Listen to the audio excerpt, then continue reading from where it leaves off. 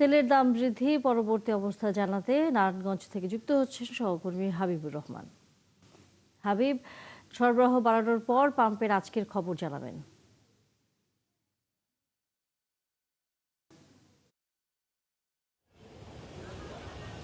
তানিয়া, নারায়ণগঞ্জে সরবরাহ বেড়েছে কিন্তু পাল্লা দিয়ে চাহিদাটাও বেড়েছে। বলতে গেলে গেল কয়েকদিন যাবৎ যে পরিমাণ আপনার তেল দেয়া হচ্ছে সেটা আসলে চাহিদার তুলনায় কম ছিল, যার কারণে আজকেও কিন্তু দীর্ঘ লাইন আমরা কিছুক্ষণ আগে দেখলাম।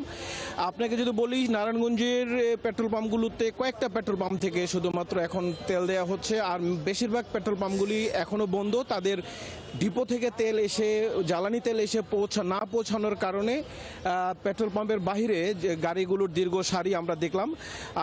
এখানে ব্যবসায়ী সম্প্রদায় কিংবা এখানে যারা ব্যবসায়ী নেতৃবৃন্দ আছে তারা আমাদেরকে বলেছেন যে তাদের এই জ্বালানি তেলের যে মূল্য বৃদ্ধি হলো, এতে করে তাদের প্রোডাকশনের যে ক্যাপাসিটি কিংবা যে ব্যয়টা বেড়ে যাবে। এখানে সরকারের কাছে তারা ভর্তুকিও চাচ্ছে। যারা বিকেএমইর সভাপতি, গতকালকে সহসভাপতি এবং সভাপতি, তারা আমাদেরকে জানিয়েছেন যে এই জায়গায় সরকার যেন একটু বিবেচনা করে, পাশাপাশি নারায়ণগঞ্জের যেহেতু একটা ইন্ডাস্ট্রিয়াল হাব, এখানে যেসব পণ্যবাহী ট্রাকগুলো ঢাকার চট্টগ্রামের উদ্দেশ্যে যায় সেখানে তাদের অতিরিক্ত জ্বালানি নিতে হয়, পাশাপাশি জ্বালানির দাম বৃদ্ধি পেয়েছে। এই যে সামগ্রিক ব্যবস্থাপনাকে একটু পুনরায় সরকারের কাছে তারা দাবি জানিয়েছে, এটা যেন সামগ্রিকভাবে বিবেচনা করা হয়।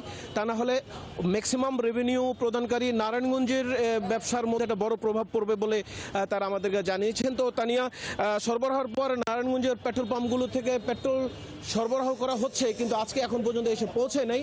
পৌঁছালে হয়তো সরবরাহ শুরু হবে নারায়ণগঞ্জ থেকে। এই ছিল তানিয়া আমার কাছে। ধন্যবাদ হাবিবুর রহমান। নিশ্চয়ই আমরা ফিরবো পরবর্তীতে। দর্শক, সহকর্মী হাবিবুর রহমান ছিলেন আমাদের সাথে।